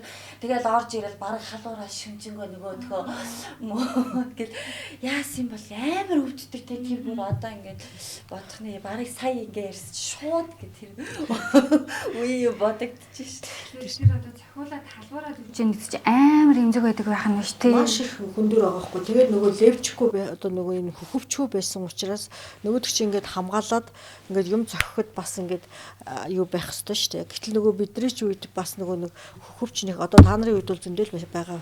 Тэгэхээр чинь зөв нөгөө хүүхэд ингээд хөхөн жоох ингээд эхлэнгүүт нь яг таарсан тэгээд нөгөө төмөргүй тимийг ингэ зүүж өгөх хэрэгтэй байхгүй юу? Чэживч шиг юмнууд зүүцсэн байдаг шүү дээ. Гэхдээ чэживч нь жоохон тийм нөгөө юутай авах хэрэгтэй юм те.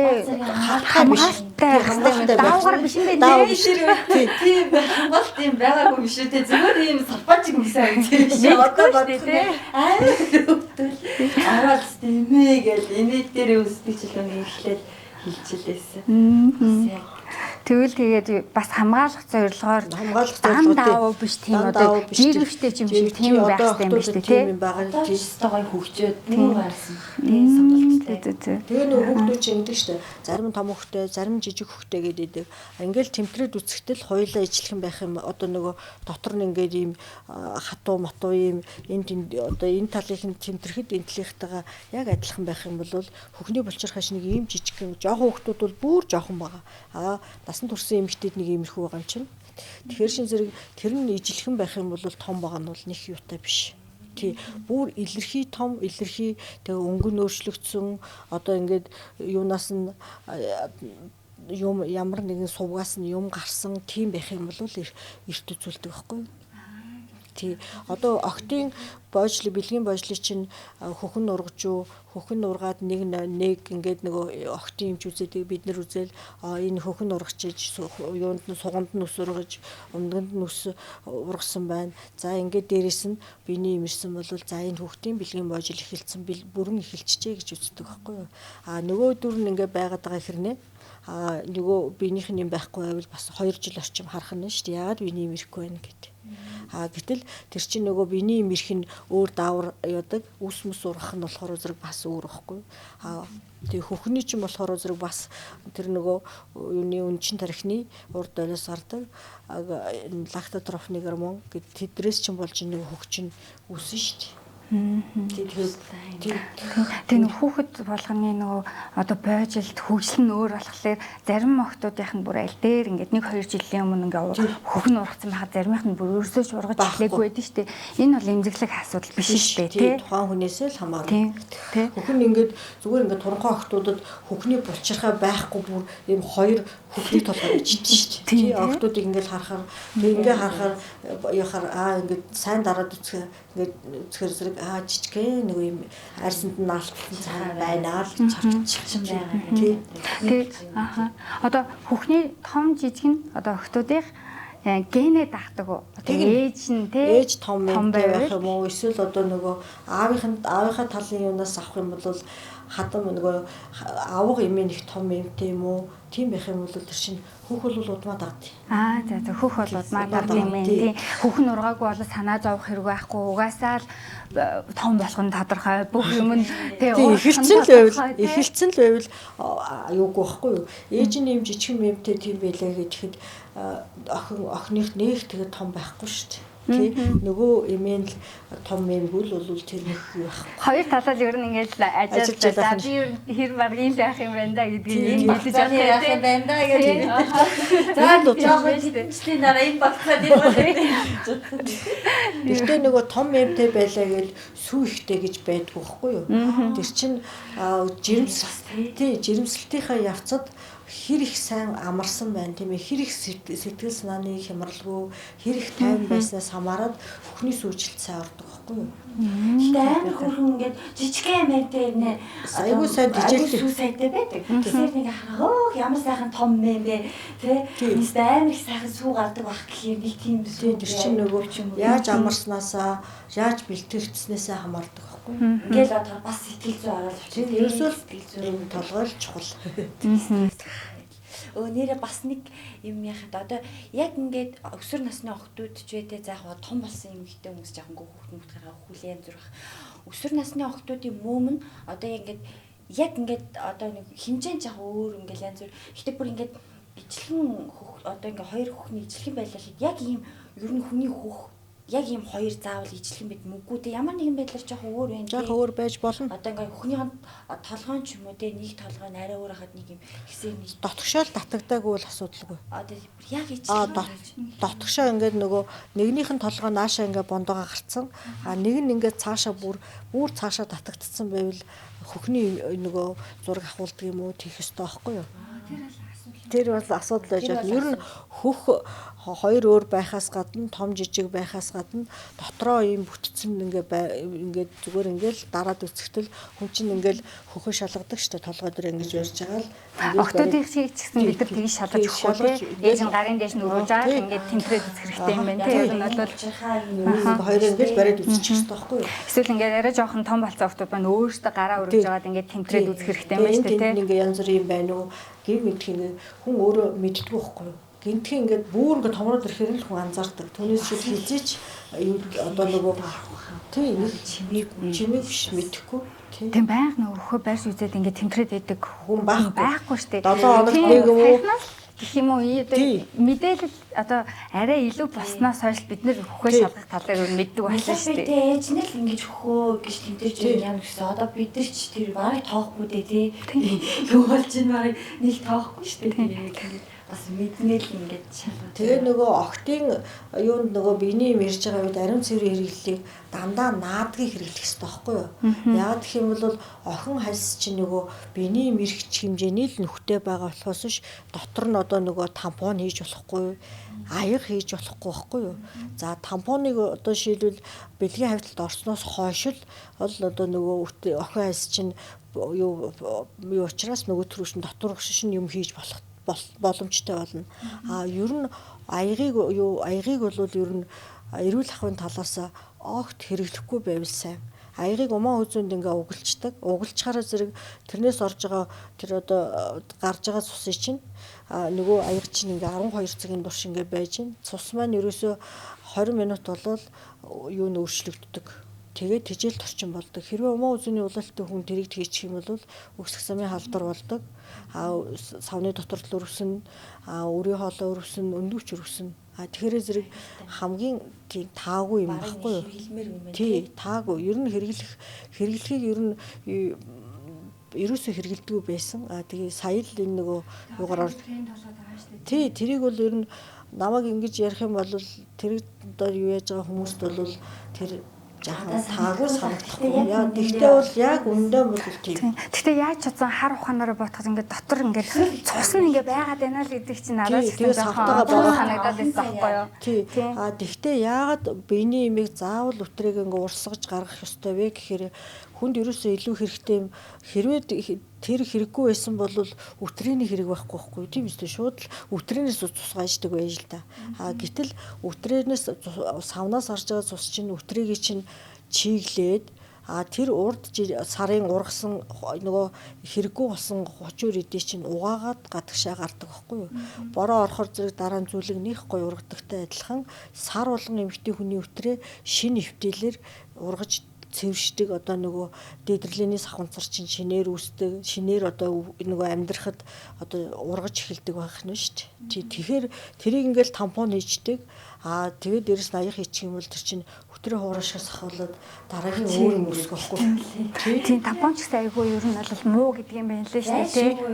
Тэгээд зайлшгүй одоо нөгөө янз бүрийн тухайн ажлын нөгөө шаардлагаас хамаарат цус гарахгүй байхыг одоо гадна талд цус гарахгүй байхад зориулагдчихил тэр их ёстой байхгүй юу. Түүнээс иш бол яг жинхэндээ бол тэр чин физиологийнхоо хувьд угаагаал гараал тэгэл нөгөө жамаараа л байх ёстой. Тийм бид нар хөмсөг ягаа хэрэгтэй вэ гэхээр хөмсгийг хусаа иччихэр духнаас гарсан юу хөлс шууд нүд рүү орчдөг байхгүй юу. Тий. Сормосоо ингээд нөгөө хүүхэд байхад сормосоо манайд ухссан байхгүй юу.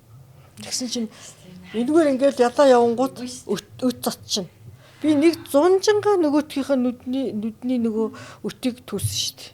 Хөдөө ингээл явахаар өт цот чинь ингээд тэгэхээр чи нөгөө эн чинь ингээд нөгөө ядаа чинь энэ дээр сууж өт цоцдгүй явж байхдаа ингээд цоцдог. Тэр нь ингээд нөгөө сормос чинь ингээл тэрийг ингэж хаадаг байна л да. Гэтэл чинь хоёр сормосын хин тэгсийн сормосоо гусаа ичвэл сайн ургадаг гэж хэлсэн гэсэн. Яг тэрнтэй адилхан ингээд одоо сарын төлөв яг урсаж гарах ёстой урсаж гарах ёстой байхгүй. Тийм. Тэрхүүсэн бол тэгж тэрхүү цус гооч юм байхгүй. Одоо ямар нэг найз охиныхаа зөвлөгөөгөөр ч юм уу өөр хин нэгний илгээр тампон хийж болохгүй нэ. Тийм. Яг л амьдралын шаардлага гараагүй тий. Ирээдүйд өөрийнхөө эрүүл мэндийн төлөө тампоныг бол 4 цагаас 2-4 цаг гэдэг. Ариун цэврийн эргэлт чинь урсаад гаргах 4 цаг байхгүй юу. Гэтэ их хэмжээний их ирдэг хүн бол тэр чинь юу вэ шүү дээ. Тий. Гэтэ ер нь ингээд ойрхондоо 2 цаг тутамдаа ч юм уу солиод байх нь айгүй зөв. Халуунд бол тэрийг сайн солих хэрэгтэй. Би бас нэг юм сонсч ирсэн. Энийг бол яг сайн мэдгүй л байна л да. Гэтэ энийг охтуудад ер нь илүү хилээд өгсөн зүг бах гэж бодоод одоо бид нар чинь ингээд багасаа л ингээл ариун цэврийн эргэлт хэрэгжилж байгаа тий. Тэгэд ингээ удаасан нөхцөлд одоо эмэгтэй хүний тэр нэг доодох ингээ илүү их хардаг гэж би сонссон. Юунда үлээ цуснаа түлэгдээд энэ үний юм болоо. Одоо арай удаан байлгацнаас болоод өрсөл үүснэ гэхээс биш хар болохгүй. Хар байгаа одоо ингээ манайхан чинь сууг одоо цавиан нөгөө энийхээ юг ингээ цав цагаан болохгүй лазердуулаад ягаад янз бүр болоод байна шүү дээ. Гэтэл өндөвчнөөс гарч байгаа даавар маань одоо шилбэл ингээл би шил эмэгтэйчүүдийн эмч байлаа гэл ингээд за яг би ингээл хараад бассейнд орж байгаа юм уу шалдаа явж байгаа юм уу хүүхдэд ингээл харж байхдаа За энэ бол жирэмслэх чадвартай өндгөөс боловсрсан ийм хүн байна гэдгийг үзэхгүйгээр л яагаад гэх юм суг нь хавхаар энэ юу нь хаар байх юм бол энэ хүний өндгөөс сайн ажиллаад энэ хүн ийм л байгаа юм байна. Хар байх хэвээр. Жирэмсэн болчингууд чинь нөгөөдөг чинь бүр таасар болчихно шүү дээ. Энэ орос морсууд чинь болохоор зэрэг ийм ягаан өнгөтэй гэдэг байхгүй юу? Тэгвэл ингээд тэр одоо сарын тэмдэг ирээд дудааснаас болоод одоо эмзэг хэсэг маань одоо харалдаг гэдэг нь худлаа болж байгаа. Ойрхон байхгүй бол халдварл орно. Тэн дээр нөгөө цус удаан байхаар өмхөө өнөрөмжлөлт өөр юм биш. Тий. Гэтэл манайхан тэрийг очиод нөгөө лазердаад тэр ингээд цав цав болгочдөг байхгүй юу? Гэтэл би одоо шилбэл ингээд 45 50 нас хүрээд ирэх юм бол миний арьстай одоо энэ ерөнхий арьсны өнгөтэй суг цавны мэн өнгө яг адилхан болно. Энэ хүний цэвэрчжээ, энэ хүний өндөгч ажиллагаа болчих гэсэн үг байхгүй. Гэхдээ энэ бол зөвхөн нүг дааврын одоо өөрчлөлтөнд орсон буюу жирэмсэн болсон эмэгтэйчүүдэд илрэх одоо юм шүү дээ. Энэ өнгөний өөрчлөлт чинь залуу хүмүүсд бол байхгүй үстэй. Залуу юм болохгүй үстэй. Гэхдээ тэд нар чинь юм шүү дээ. Жирэмсэн болоогүйсэн ч гэсэн тэд нар чинь ингээд суг цавнд харлаад ер нь борол байгаа шүү дээ.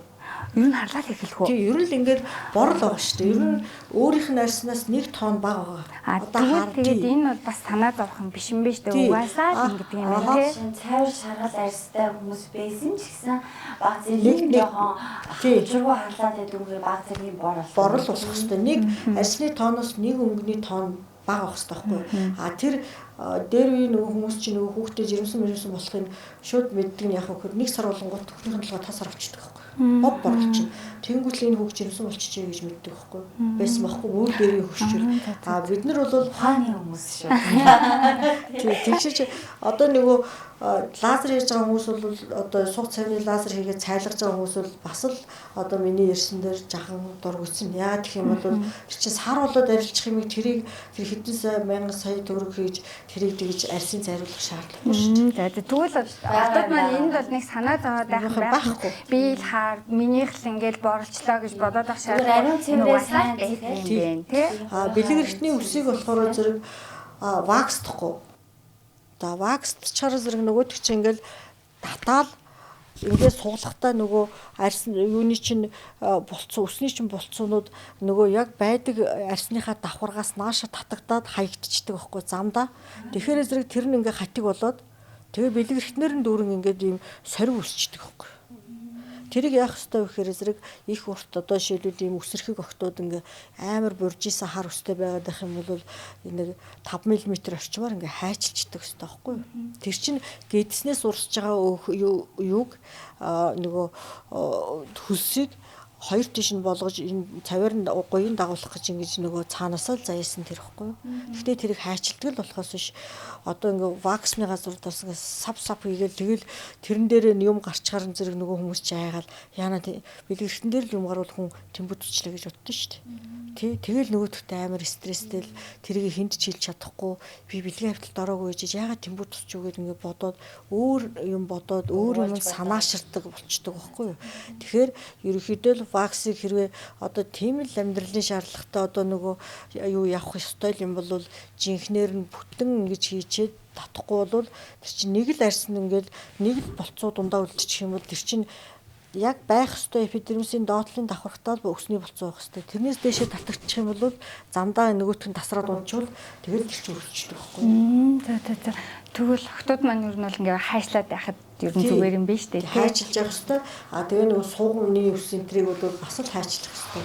Ихэнх нь ваксдсан байдгийг, ваксаад ингээ татцсан байдаг юм л да.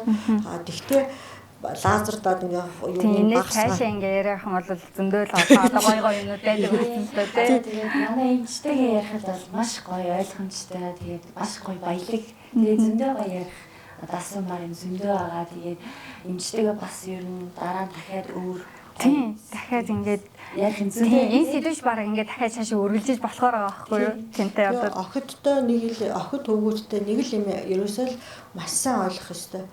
Анхны бэлгийн хавьтал одоо өсвөр үеийн эхний үеийг чинь бид нэр бага ярьчлаа. Одоо 15-аас 19 нас чинь өсвөрийн хожуу нас واخгүй юу? Хожуу үе. За энэ үед одоо 19 нас хүрээд хүн анхны бэлгийн хавьталд орлоо гэж бодоход ерөөсөө л анхны бэлгийн хавьтал юу ч байсан л бэлгэвчтэй.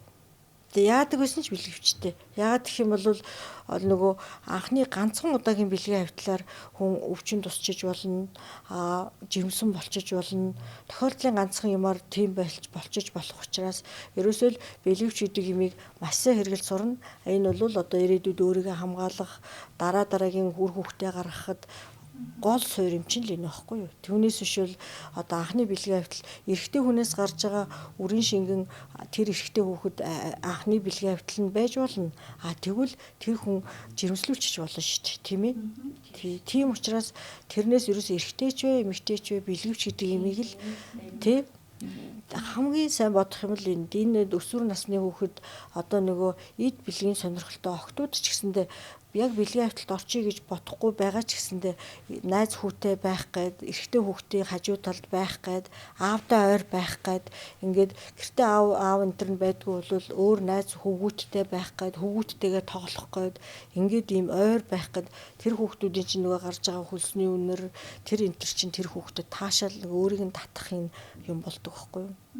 Тийм учраас нөгөө бэлгийн хавьтал тохиолдлын байдлаар орчих юм бол бэлгэвчгүй бити ороорой л гэсэн царайганд нөгөө хамгийн гол одоо нөгөө туг болж хэлэх үг л тэр тийм ээ юу ч тохиолдож болно яасан ч болно ганцхан л бэлгэвчгүй л байж юусоо болохгүй.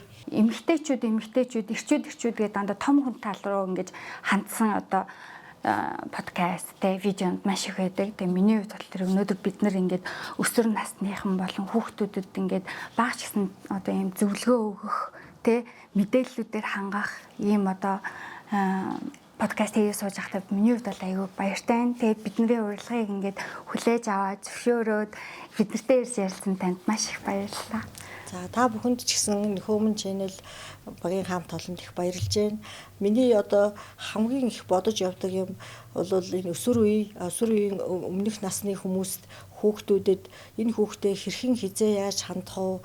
Яаж энэ амьдралд бэлтэх үү гэдэг дээр хүүхдүүдтэй одоо хүмүүсийг анхаараасай гэж нэгдүгürt боддог. Хоёрдугаар болохоор зэрэг яаж ийж байгаад одоо нөгөө энэ сургуулийн насныханд очиж юу яриа хий. Уг нь бол жаахан юунд одоо 40 наснаа бол хүүхдүүдэд их сургалт явуулдаг байсан. Одоо бол нөгөө ажилласаа болоод тийм хийхгүй байгаа.